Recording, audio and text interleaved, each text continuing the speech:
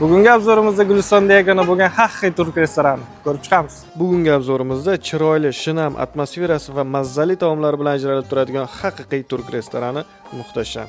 Birinchi taomimiz Kurtlar vodiysi serialidagi Po'lat Alendar yaxshi ko'rgan taom menemen.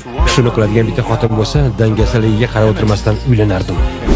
Menga bu taom shirin damlarni eslatardi.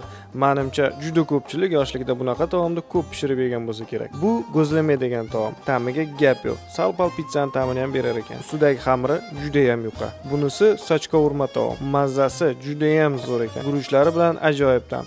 Kelib tatib ko'rishinglarni maslahat beraman. Firmenniy kofesiga kelsak, podachasiga o'zingizlar baho beringlar. Haqiqiy kofeni ishqibozlari uchun ajoyib tanlov. Bu kofening ta'mi espresso ichganlar tushunadi va eng asosiysi turk atmosferasini beradigan bardak choy. Hidlari ham, ta'mi ham o'zgacha.